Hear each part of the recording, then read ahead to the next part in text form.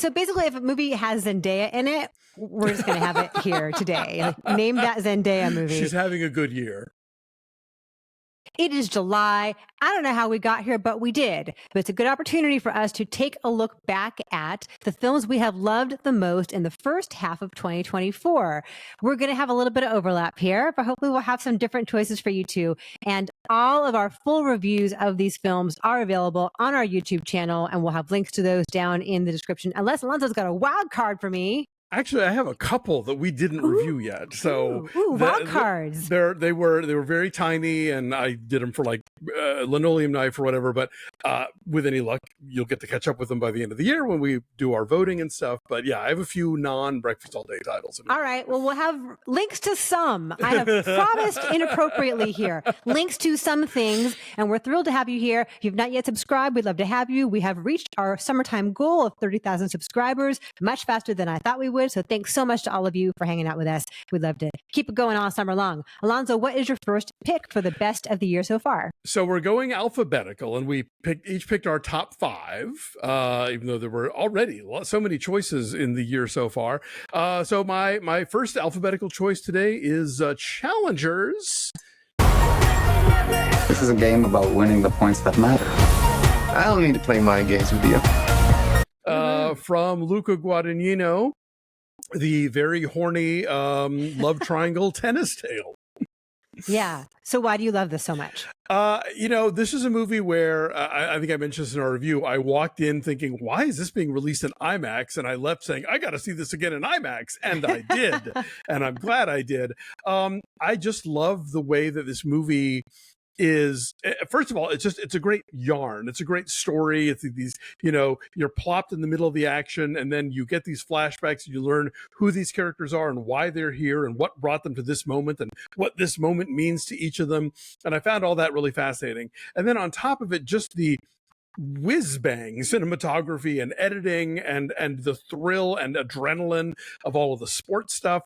The 3 lead performances are so great. These sort of electric undercurrent that's always going on between all 3 characters is really hot. We have, people are always complaining about how movies aren't sexy enough anymore. And, this is a movie where there's not maybe a ton of actual sex, but boy, it's just there in every scene, in every conversation, and every sort of permutation and encounter with these characters. So yeah, this is exciting filmmaking. It is a thrill ride in the best sense. And yeah, I love this movie. It is literally whiz-bang cinematography. Yeah. You can hear those sounds off of the tennis ball. So I loved it too for all those reasons that you explained so beautifully, and just they all 3 have incredible chemistry with each other. It's just alive and surprising. I love the structure of it, the way it bounces around in time, and how meaningful certain moments become with repeated tellings of things from different perspectives, and they're all just sexy as hell. And I love the score. The score is so great. So yes, Challengers is a great one. So I agree with you on that. I think maybe my next one is going to also be on your list since we're doing the alphabet, and that is Dune Part 2. Not, but definitely it's top 10 for sure. Yes. Okay. So basically, if a movie has Zendaya in it, we're just going to have it here today. Like, name that Zendaya movie. She's having a good year. Summer of Zendaya. So again, like, you need to have seen the first Dune, otherwise you're not going to understand, like, why are we in the desert? What is Timothée Chalamet doing face down in the sand? But it expands on all of the really extraordinary and startling visuals and the storytelling of the first part of Denis Villeneuve's, I guess it's a trilogy. I guess there's going to be a third one. But, it's even more so in terms of the action sequences and the costume design and the meaning behind everyone's actions. It's like the most highfalutin soap opera, which is so funny to think about when you consider political allegory. Totally. And when you think about like the 1984 Dune and how cheesy that seems in retrospect, like, this is meaty and weighty and it matters and everyone's really, really great in it. And can't wait for part 3 whenever that comes. Dune with a 3 instead of an E. That's right. So my next one is one of the ones we did not get to on the show, but I really recommend. It's a Japanese film called Egoist that Strand put out earlier this year. It's now out there. You can stream it. You can buy it on DVD. It's a drama about a gay man who has, has a successful life for himself in the city. He's kind of gotten away from the small town where he came from, his somewhat repressive family. And he meets a younger guy who at first is his trainer, but then finds out that the younger guy is a sex worker to support his mother. And the older guy is like, well, what if I support you enough that you don't have to do that anymore and you can pursue something else?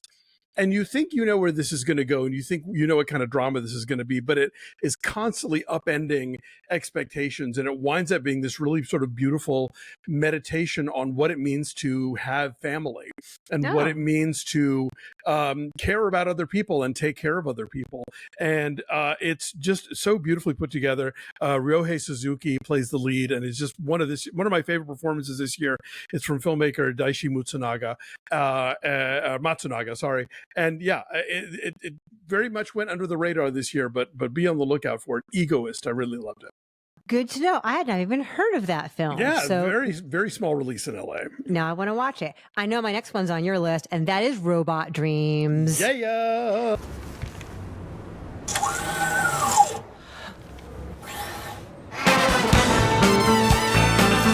Just sobbing, like laughing and sobbing and everything in between. Just a gorgeously crafted story, totally wordless, about this lonely dog living in New York City in the 80s who sends away for a robot to be his friend, and the adventures that they go on and the way they have to get back to each other. And just the passage of time is so elegant and so heartbreaking here, and so many funny, wonderful, sweet little details along the way. Never knew where it was going and was totally in its spell the whole way. So love Robot Dreams. Yeah. And I know I keep bringing this up, and especially in the context of Despicable Me 4, but this is the real movie for families to go see. I think kids will love this movie on one level and adults will love it on a whole other level. I think for kids, there's a lot to take in and there's nothing objectionable. And I think they'll find this to be a really sweet story. And I think those of us who have a little more emotional mileage on us are like, the whole thing. So but good cathartic sobbing. Absolutely, yes. A great movie. You should see it. Okay, what's your next one? My next one I know is not on your list, but we did review it here, and you like it just not as much as I did, and that would be Hundreds of Beavers. Okay. The silent comedy about former apple orchard owner turned beaver hunter that is told in a very wild, farcical, slapstick Chuck Jones meets Guy Madden manner, where all the beavers are played by full-grown men in beaver mascot costumes. This is a movie that goes after such a high degree of difficulty and nails it. Like you're watching this, you think, okay, this is a 20-minute short and then we're done, right? No. 100 minutes, hilarious all the way through, consistently one-upping itself and creating more setups for more payoffs, and just a work of comedic genius. Yeah. I love the ambition of it. I love that they went for it. Just the very idea is so nutty. And so I enjoyed it for a long time. I just thought it kind of ran out of steam. Like it didn't sustain it for me the whole way through, but there's just nothing else like it. And I love that about it. My next one is Thelma. Yes, my top 10, but yes, it's great. Okay, so Thelma's not in your 5. Okay. It is not. I'll do Thelma for the both of us then. Please. I need a ride. She's a little faster than you would hope. So it's the summer of June Squibb. It's the summer of Zendaya, but also the summer of Squibb. And this is just so charming, so sweet, and a great showcase for her at age 94 to have her first leading role as a grandma who gets scammed and goes after the people who took $10,000 from her, is based on the writer-director's actual grandma, who is still around at 103, and like a Mission Impossible kind of like action comedy, but with real heart, and a lovely performance from Richard Roundtree as well in his final role. And Fred Heckinger is really good as her grandson. Just lovely touches here and there, and was just delighted the whole way through. A total crowd pleaser. Yeah, like Hundreds of Beavers, it's a movie that you think, like, okay, that's a cute idea. Can you maintain it? And they do. And it isn't just its own gimmick. They really find fun things to say, but also meaningful things to say about getting older and what that entails and all this stuff. So yeah, lovely, fun, wonderful movie. My final one, also one we didn't do here, but that I hope people will seek out.